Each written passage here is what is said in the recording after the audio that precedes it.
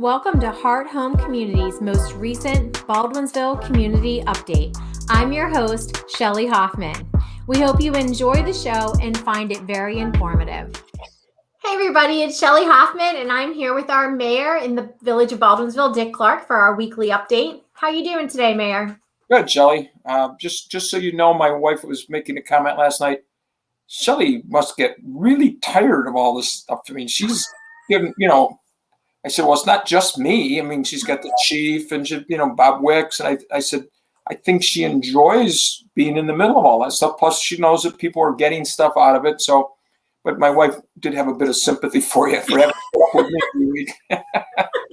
Oh, so you mean the $20 she pays me every week to take you for about 45 minutes to an hour away? That's 1 hour, close to an hour that she doesn't have to worry about me. No, I do. You're right. I do enjoy this. So I appreciate the fact that you want to talk to us and get the word out about what's going on. So thank you. Well, one thing I wanted to highlight was at our board meeting Thursday night, we approved our Village of Baldwinsville pandemic operations, which kind of looks like this. Okay. And that's only 3 or 4 pages. And then our Village of Baldwinsville police reform package. In both of these were created at the wish and demand of the governor. The pandemic one was simpler because we could take our experience from last spring and just put it down on paper, because I think we did a very good job of reacting. Not me so as much as, Steve up at the DPW and Mike Leffencheck and Mo and Ruth Troy, and everybody seemed to know what they had to do before anybody knew what to tell them what to do. We were already taking the steps, so we now have put it down on paper.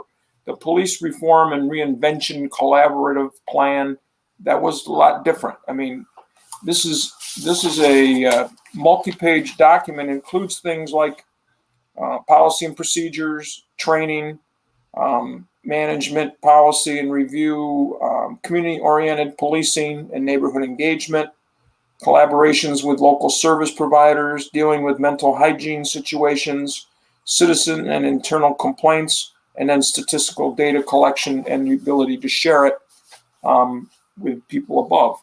So Mike and Mike, our 2 police leaders, with a big committee that they had, including Mike Shepard, who's the head of our public safety committee. They met several times with people. They worked very hard with the DA's office to kind of have a plan that maybe everybody could use the skeleton for, ahead of time. Yeah. And either of these 2 plans, if anybody has any questions about what they are, they can certainly ask to see a copy. It'd be available at Village Hall. I'm quite proud of the fact that we got them done. We got them done early.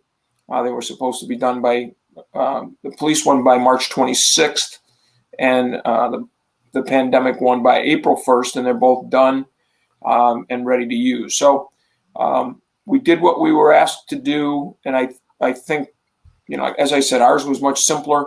I think the police went above and beyond what anyone would expect. I would love to compare them to other police departments. I would think that ours is probably could stack up with anybody in the state.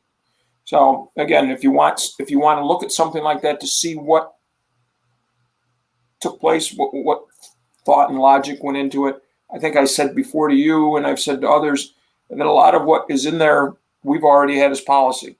Yeah. So there were a few things to hone in on, rough edges, but I think hats off to the police department and all the people that helped them.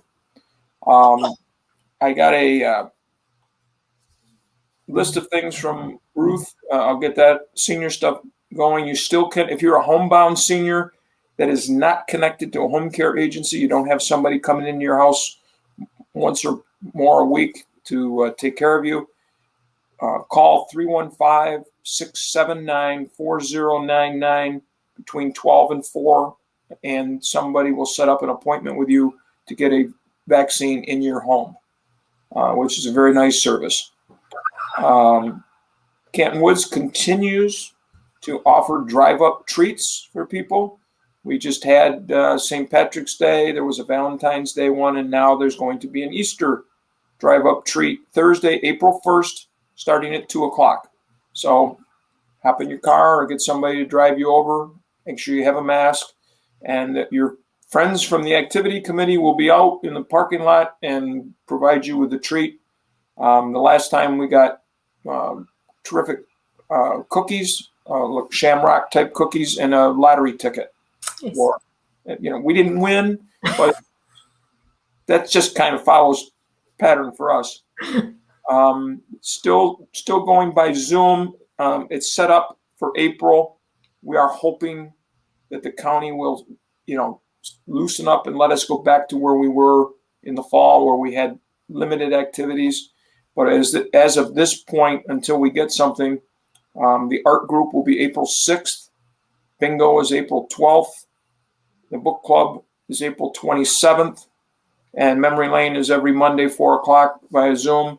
And we may, when the weather gets nice, we may cut back to once or twice a month. But for the time being, we go every Monday. And we have a small group. We have a terrific time talking.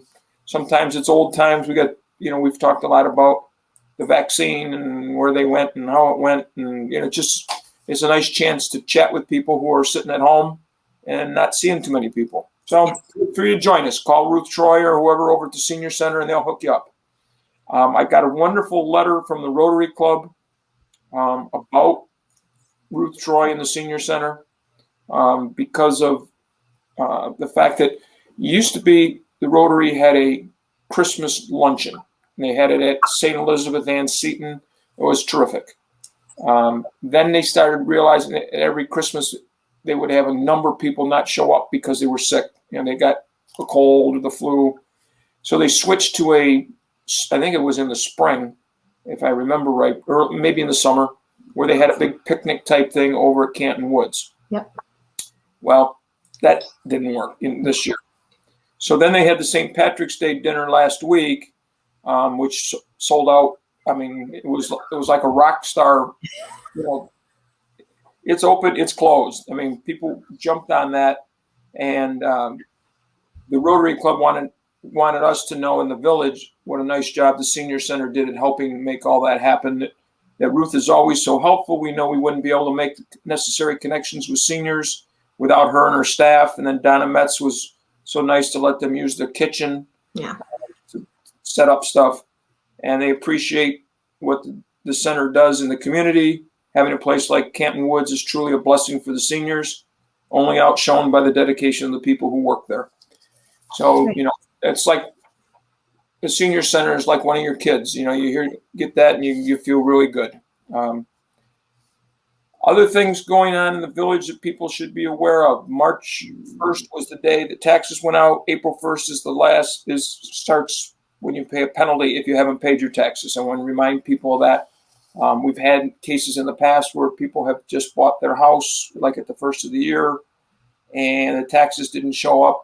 The first, like March 1st, they bought the house, and now the taxes are theirs, and they don't see the tax. They don't realize that there's taxes in the mail. And if you own a house in Baldwinsville, you have taxes that were due the month of March without penalty. And I hope that people remember that. And I know there's a big furor right now over all the jumps. If you have questions, you should call our assessor who works for both towns. The theory is when assessments jump for everybody, then it won't mean that you won't pay more taxes because the amount of money to be raised is the same amount of money. But I think this is a reaction to the COVID rush to get property in Baldwinsville. I mean, I know houses were selling for 5 to 10% more than what they were asking for, and that's crazy. And so I think all over the county, probably out in the suburbs, similar. But somebody did tell me that Baldwinsville may have had the biggest jump in assessments of any of the communities that whoever this person was, had talked to people in numbers of communities, and it seemed like ours was higher. But if everybody gets the same percentage jump, then it really won't affect how much you pay in taxes. So that's for somebody with a better financial mind than me. That's one of those things that I kind of understand, but I get it explained to me several times, and it's, I know Mary Francis from the town of Van Buren mentioned that the assessor might come on and talk with me and kind of broadcast that out. She's on my list of people to text today just to see if that's the case. And I got mine, and it was quite a bit higher. And I've gotten phone calls because of what I do for a living. People asking me, is this accurate? What are your thoughts? And and if they're going to file a formal grievance, I think it's June 1st. You have to apply for that. Yeah. But you're right. I don't think I've talked to anybody. I talked to one person who's went down, and ironically, they just sold their house. And so they're actually happy it went down after they got the purchase offer, because their question to me was, would this have affected what we sold the house for? Because they sold it for a substantial amount higher than the list price. The list price was higher than the assessed price. But at the end of the day, so there's a lot of questions floating out there of what does that assessment actually affect? So it would be nice to hear from her to explain it to everybody, and maybe ask some general questions like you and I might have, who really do not understand that process all that well. Yeah. So I'm hoping she has time, but she is busy. Yeah. And I do understand it. It's just sometimes it's harder to explain it. Yeah. The assessor could do it in, nice, concise terms that are the right terms. Obviously it's a concern to people. But I do think it is a reaction to people wanting to get out of cities and move to the suburbs, whether it's New York.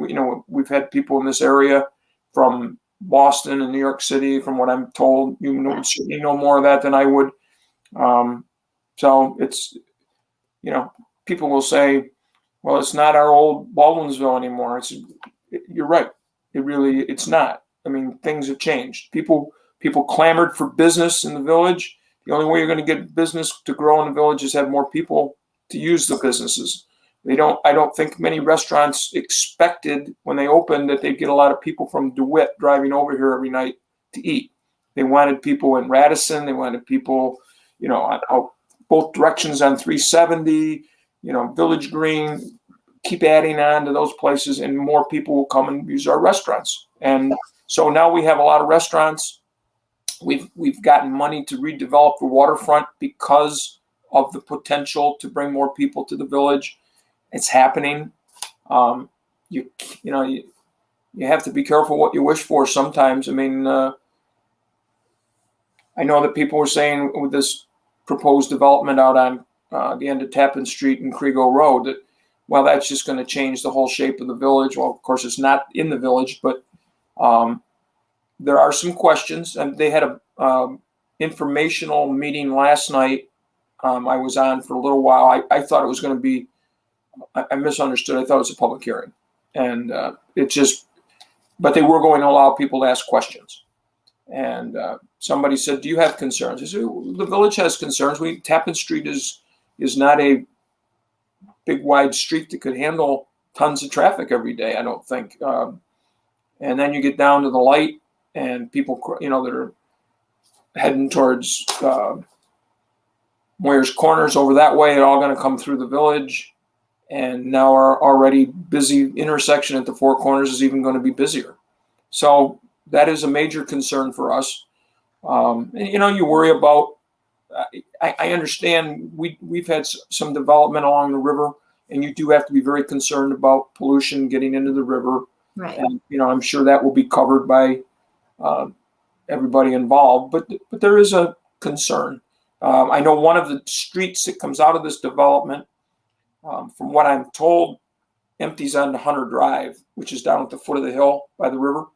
Mm-hmm. And the people down there are concerned that it's just a little street, and if all of a sudden they get 40, 50 cars every morning and every night coming in that way, what's it going to do to that Comstock Overlook Cook Drive area? And so there are some concerns. And I know Claude Sykes said last night that public outcry isn't really a reason to turn down a project if everything is okay. So questions will be asked. Van Buren's trying to do the right thing and get it out there.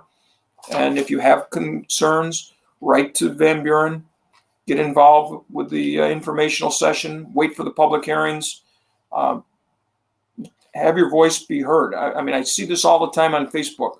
People get upset with things that are going on in the world, in the state, in our country. And I said, you have to say something. It doesn't matter whether it's left or right.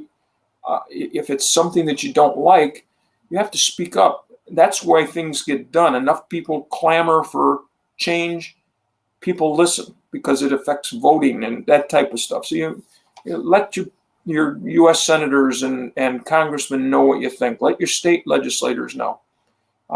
Be an active citizen and let them know how this hurts you, hurts your community, hurts, whoever.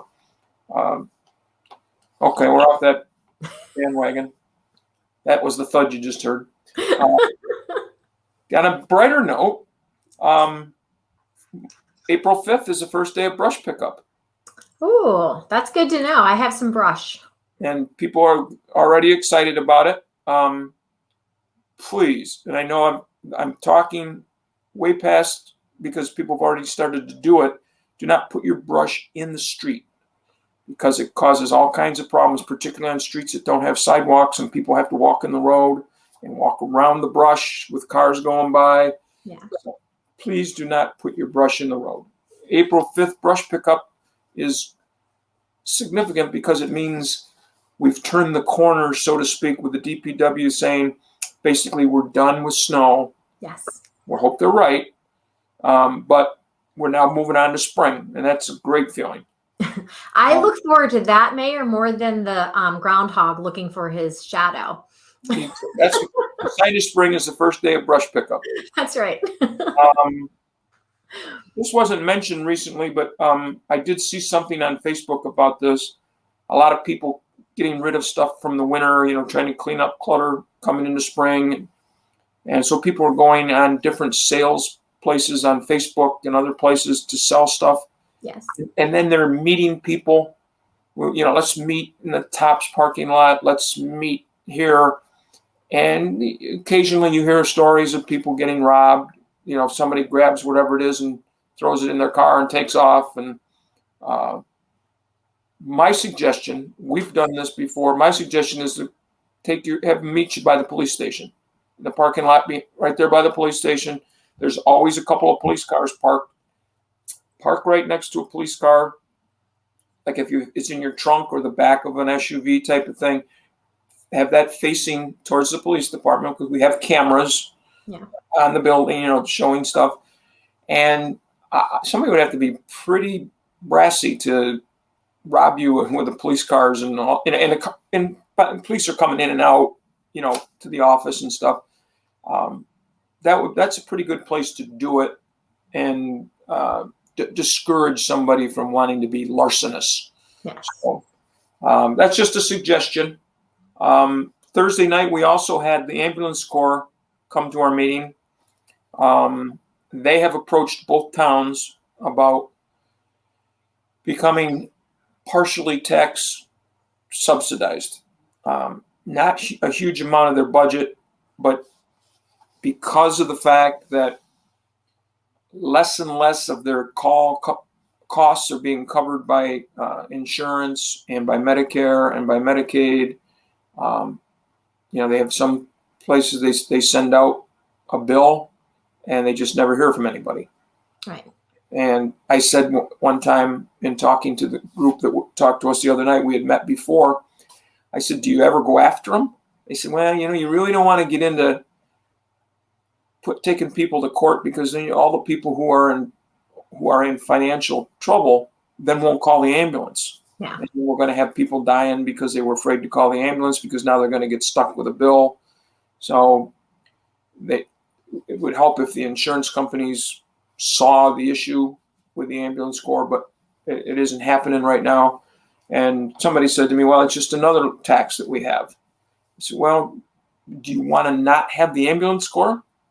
Right. Do you want to feel chest pains one day and hope that somebody from Cicero can get here in time? because we don't have an ambulance corps.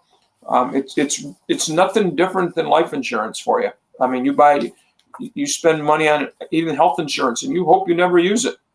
You hope you're healthy. Same with your car insurance. You really hope you don't get in an accident and ever have to use it. But if you do, nice to have it.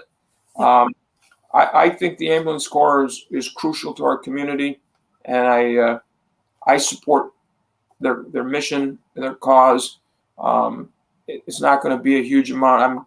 My guess would be $40 to $50 a household for a year. That's a guess, and I'm trying to figure out based on what I think they might need to raise. That's pretty cheap to know that somebody can be there. The average response time is 8 minutes in the village. Pretty nice. Yeah. So I mean, if I'm laying on the ground, I sure hope they get here in 8 minutes. And know that they're trying to. Right. So, all right, that's another bandwagon we'll jump off of.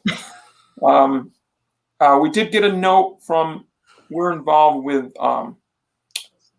PERMA, with our which is the Risk Management Association. That's where we have our compensation insurance through, for injuries and that type of stuff.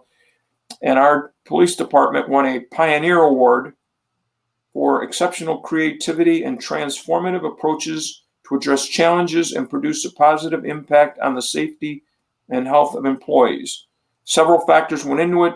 The main one was they implemented a Lexipol policy manual. I'm not 100% sure what that is. That's the first time I'd seen that. But also the utilization of a vest grant program to convert officers to outside vests in an effort to reduce lower back problems. So little things that you don't even think about that people notice. Yeah. I've been asked to take a pledge. I've got to look into it a little more. The National Wildlife Federation has a Mayor's Monarch pledge, which is to help sustain the monarch butterfly population for generations to come. And it's things that you will do, specific actions. And again, that's all I have is this outline. I don't know what those all are, but I will look into it because, anything we can do, hummingbirds, monarch butterflies, things that come through seasonally. It's nice to, I'm expecting hummingbirds pretty soon. Although anybody who has any advice on why I am not seeing birds on my feeder, any suggestions of things I can do, I'm hardly seeing any birds. I bought all this extra food so I'd be ready for the winter, and all the seeds are still sitting in the garage. Chuck McAuliffe is pretty pleased. The Doan wells, they're out 370. The renovation of the pumps and stuff is all done. Okay. And, that should be good for another 15, 20 years, hopefully. And it's nice to know. And we will begin doing some work at the Canton Street wells very soon. And Chuck is also going to be as the head of our DPW right now, is going to be the proud papa of a new machine. We're getting a John Deere payloader we just ordered. That should be coming in hopefully soon. As only Chuck and the guys that love those equipment can appreciate being called a new papa of. Well, Chuck treats that equipment just like he would one of his kids. He takes awful good care of that stuff for us. So the question has come up continually. It's part of the governor's proposed budget. People are expecting he will propose something on legalizing cannabis. Just continue to point out to people, this is NICOM, which is the New York Commission of Mayors. All the mayors of villages and cities are in an organization, and we have a group represents us. Their stance is that every government should have the ability to opt out. As it stands right now, if the town of Lysander wanted to have cannabis sold in the town, we could not say no in the village. Same thing with Van Buren. NICOM is saying villages ought to have the same right as towns. Why should why should town government dictate what goes on in our village, business wise? And so that's a big log jam in the road as far as we're concerned. And we'd like to be able to have control of zoning, like maybe we'd say where they could be or couldn't be in the village. And there is a concern about the revenue stream for municipalities. All the sales tax would go to the state, and then they would decide how they would dish that out. So meanwhile, we would have police trying to figure out how you determine that somebody is drunk, on marijuana, because there's no test for it. Right. And people who have, like our DPW, for instance, would have to be concerned that people would show up high because, hey, how can you tell them they can't drink Pepsi, but they can also do pot because it's legal? I mean, so those are big concerns that got to be taken care of. And fortunately, our legislators are pretty much all on board with our concerns. Our local legislators, who two of the three are Democrats, same party as the governor. So, hopefully if anything does get done, it will be crafted in a way to not hurt us. Other things in the budget, the governor every year leaves out money for Pave New York and Bridge New York, and every year the legislature puts it back in. I don't know why we have to play that game.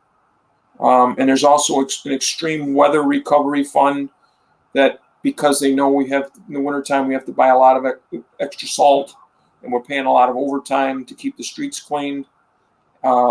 There's usually a small fund that goes out for that, and that's not in the governor's early budget, and the legislature's trying to make sure that it gets put back in. There is interesting, something I hadn't seen before. $100 million has been proposed by the Assembly for capital programs to reimburse cities, villages, and towns for projects on state touring routes.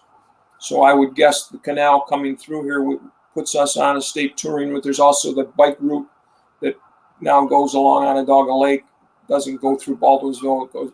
It's south of us, but anybody in those kind of zones would have a shot at some capital improvement being helped out by some state money. There's also the Assembly's pushing for a small business reopening and relief grant program for the COVID, some money for schools, libraries, public broadcasting, and state schools. They did reject the proposed increase to SUNY tuition.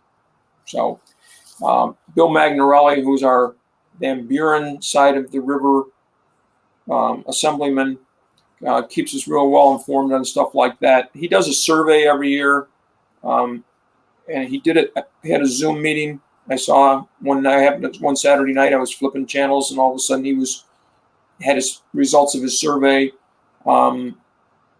Some interesting ones. Do you support the following regarding COVID-19 pandemic housing issues?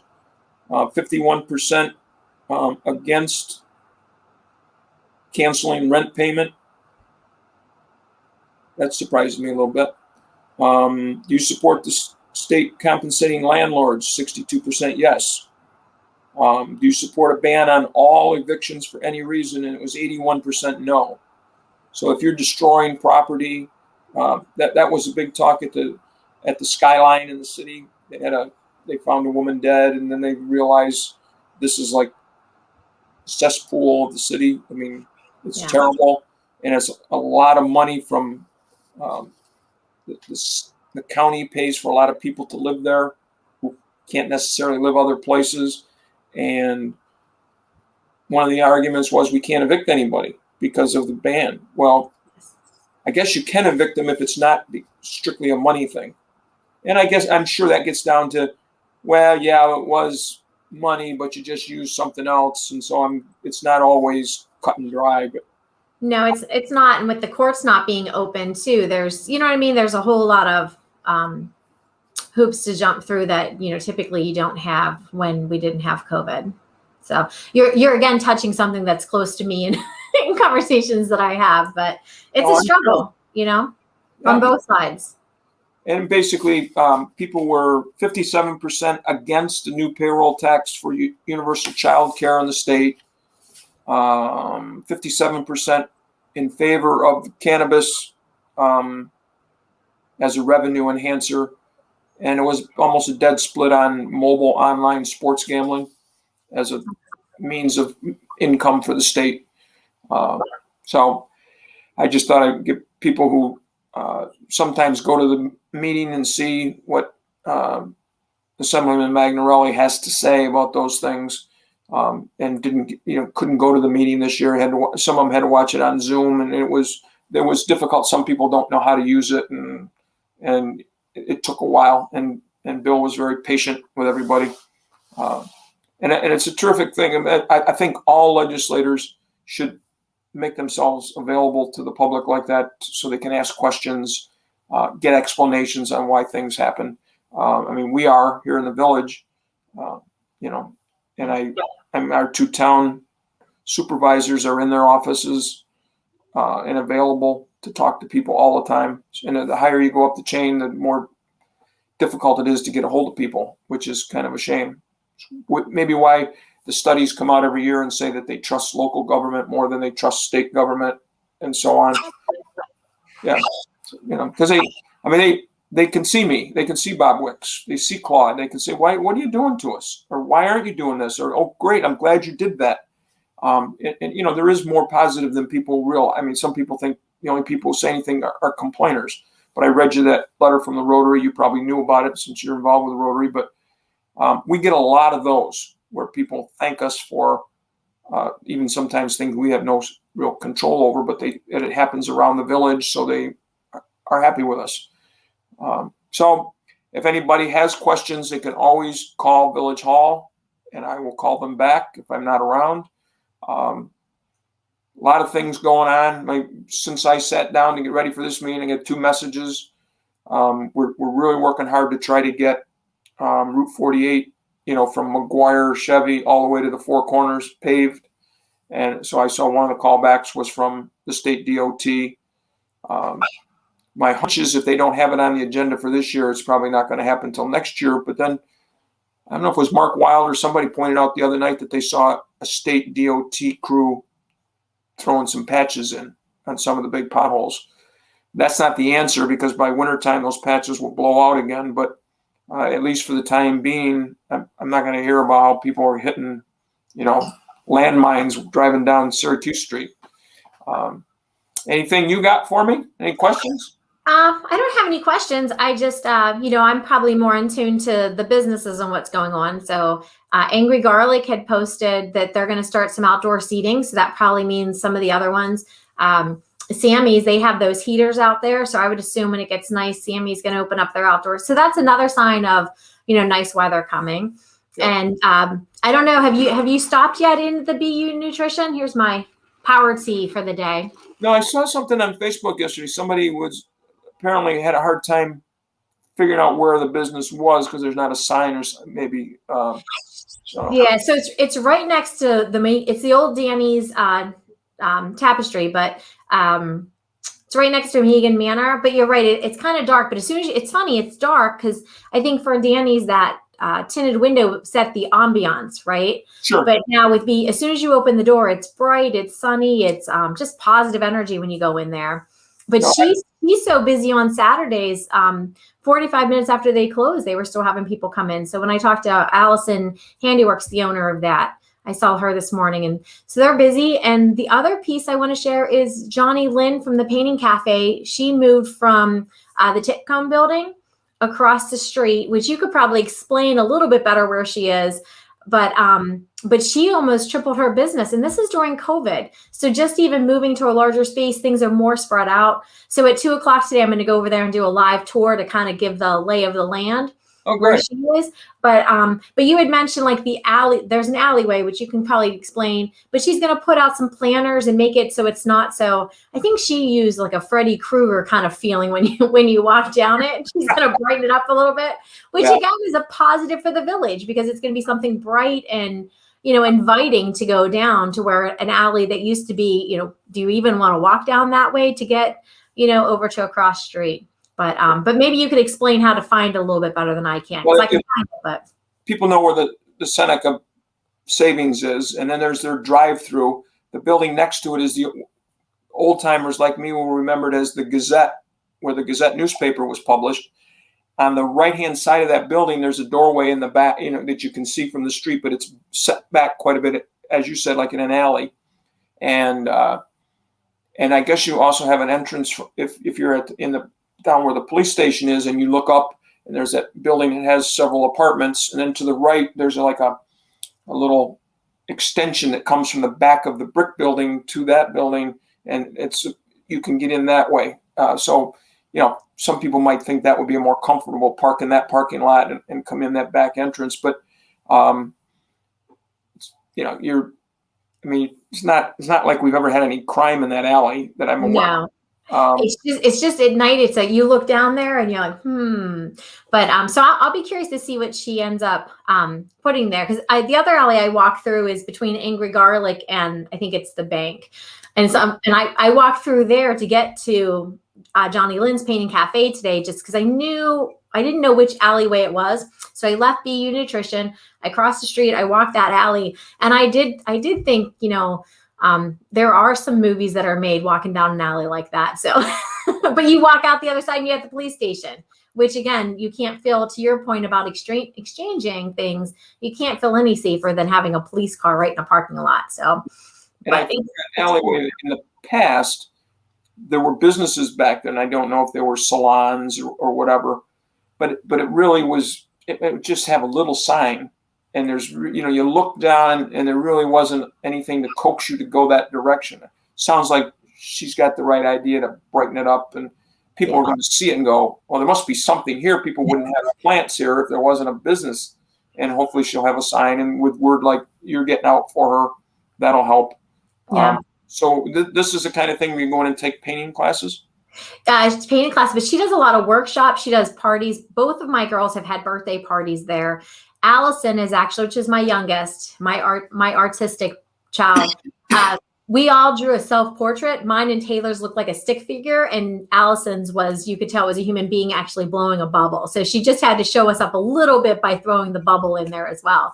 But I'm going to go back down there with her today. She's going to volunteer a little bit because, again, Johnny Lynn's business is taking off, which is, again, you think of COVID and you think of things shutting down. That's all sad. But then there are businesses like Allison's BU Nutrition and the Brick in the Barrel. There's businesses in Baldwinsville, Grains and Greens, that opened during COVID. They're still here and they're still doing well. So I was excited. I got a private tour this morning when I took her own BU drink, BU Nutrition, and then I'm going to go back over it too and do a video walkthrough so everybody else can kind of see what I saw today. But it looks fun. I mean, she's just, if you haven't met Johnny Lynn yet, she's just a ball of energy and so creative, and she makes me feel like my stick figure is some piece of art that I should be putting on the wall somewhere. I have to mention something to my wife because she's taken a couple of classes online where they paint. It's a vase with flowers, and so she's kind of kept it pretty simple, but they've really come out spectacular as far as my judgment.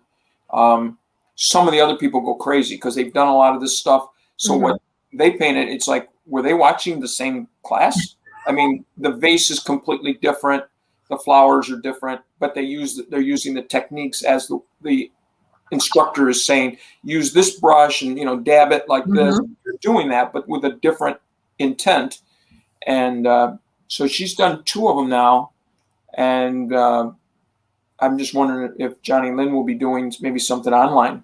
Yeah, I bet she will. I know she has a project coming up with SU. She's taking like 100, and maybe I'll have her explain it better. But so she goes out and about a little bit. She did some things outside before the weather became too cold last year. She made canvases out of pizza boxes, which I thought was kind of neat. So again, the creativity that we have here in our area, and I'm sure it's outside of Baldwinsville as well.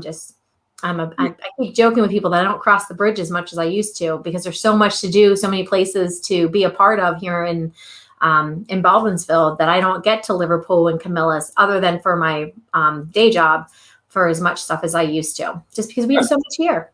So that's what we get to hear. And we do have a chowder cook-off coming up, right? Yes, we do. That is April 10th from 1 to 5. Mm-hmm. That's kind of exciting for people, it's in the same vein, I think, as the Margarita Fest. You go from place to place, and maybe you get a ticket stamped or something, and then at the end you vote on which one you like the best, and so the businesses benefit, obviously, but so do the residents who get to get out and do something. You get to, hopefully it'll be a 65-degree day and sunshiny, and people will really enjoy it. And again, hats off to our business people. They really have worked hard to be outside the box, and instead of standing, I haven't had anybody complain to me about, well, it's messing my business up, blah, blah, blah, blah. And it may be in some cases. I haven't heard it. What I hear is, what can we do to find alternate ways to get business? And it seems to be working.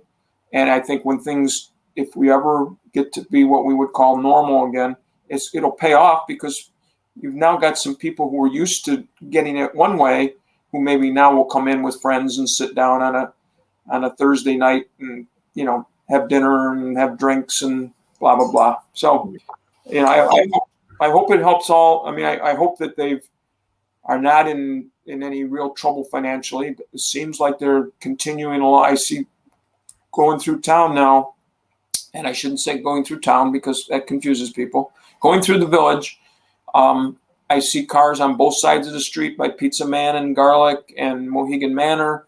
The parking lot at Sal's is full. The diner parking lot appears to be full. The ones that you see. I haven't been by Atlantic Seafood, on a Friday, but I'm guessing the line is just as long as ever. And so, we're doing good. And, hopefully more businesses will think it's worth coming to Baldwinsville. So. Yeah. Well, the last piece is because, as you know, my daughter works at Ace, the Village Hardware store, and she said they were on Saturdays they might throw another register open, because again, the projects and stuff that people are going to be doing, which is great to have that store, because if you need anything, I swear that store it's bigger than people think, but the amount of stuff that they have that you can find. I've yet to go in there and them tell me they don't have something that I need. Not that I'm super handy, Mayor, but I do ask for odd things on occasion.